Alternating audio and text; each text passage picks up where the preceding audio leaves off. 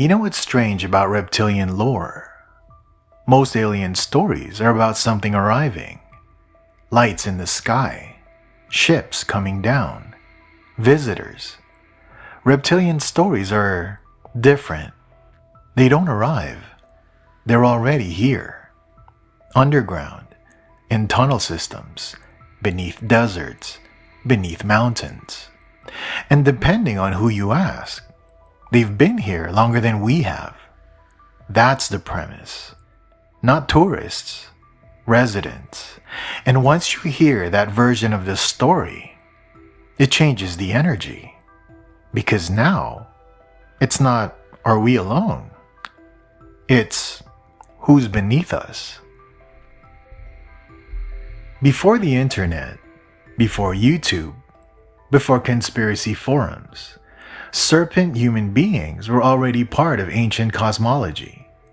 In India and across Southeast Asia, there are the Nāga, powerful serpent-human hybrids, not monsters, guardians, protectors of water, fertility, treasure. They're feared for their destructive power, but worshipped for prosperity. In Hindu tradition, the serpent king Vasuki helps churn the cosmic ocean of milk. In Buddhist lore, the Nāga Mukalinda rises from beneath the earth and shields the Buddha from a storm, spreading his hood like a canopy. They reside in Patala, a subterranean realm. Not space, below. In Bali, the Nāga is said to sit atop volcanoes by day and dive into the ocean at night to visit his love, the pearl, nourishing the land with water from his scales. Protector and destroyer, prosperity and disaster, balance. And across these traditions, the thread is consistent. Serpent beings, intelligent, powerful, connected to the underworld. You can call it mythology, but it's not random. It's specific, and it's ancient. Now fast forward to the American Southwest, Dulce, New Mexico, Archuleta Mesa.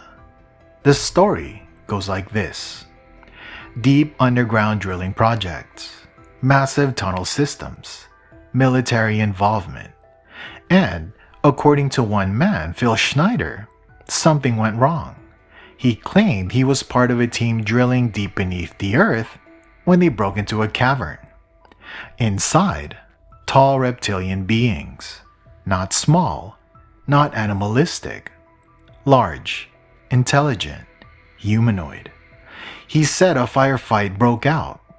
Special forces engaged, multiple casualties.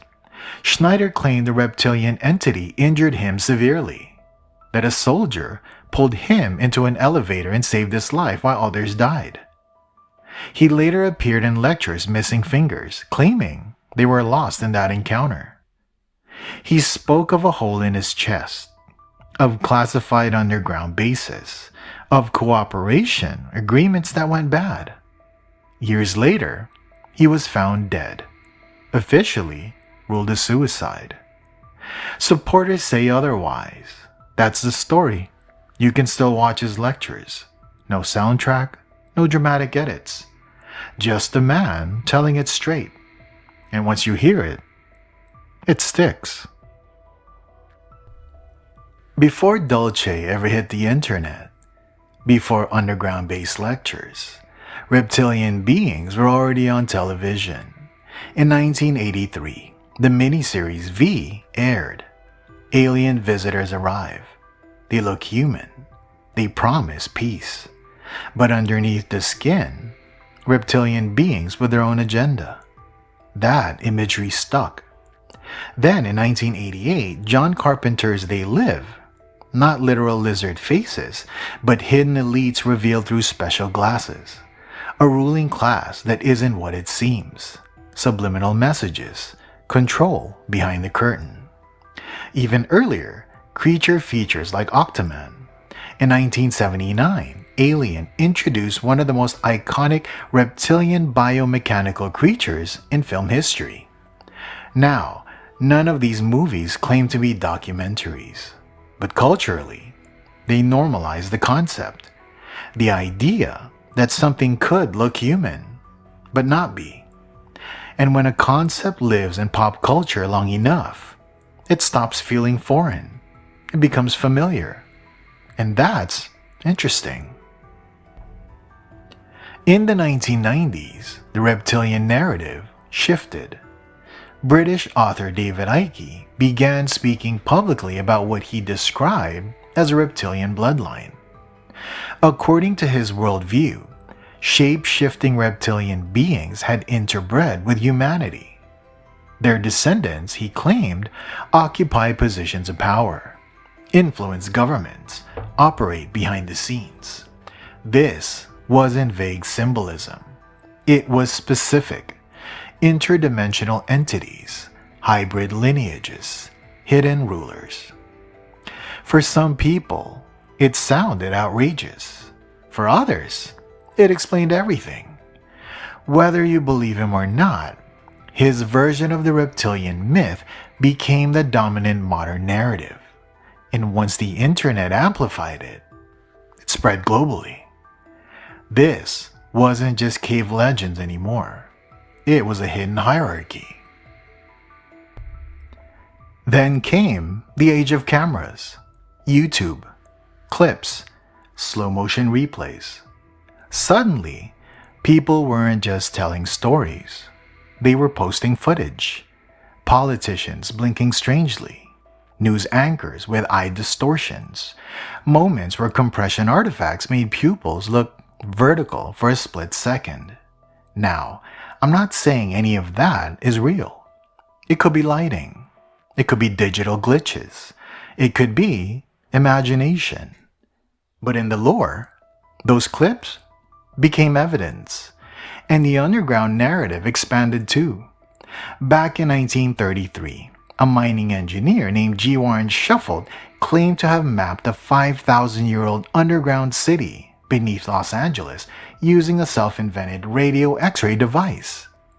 He said it was shaped like a lizard, built by Snake Brothers, designed to protect treasures after a cataclysm. He claimed 285 tunnels, enough space for 1,000 families. Mount Shasta gets mentioned. Dulce resurfaces. Even Denver International Airport jokes about lizard people lairs. And suddenly, it isn't one isolated story. It's a network. Subterranean, ancient, interconnected. Urban legend? Maybe, but detailed, persistent, and evolving. So here's the full world as it's told. Ancient serpent kings beneath the earth. Modern underground firefights. Shape-shifting rulers. Tunnel networks. Hidden cities. You don't have to believe any of it. But it's there. Layered, specific, decades deep. And if even a fraction of it were true, that would mean the ground beneath your feet isn't just dirt. It's history. And maybe company. This is Joshua Tree Encounters, where UFOs, cryptids, and high strangeness collide.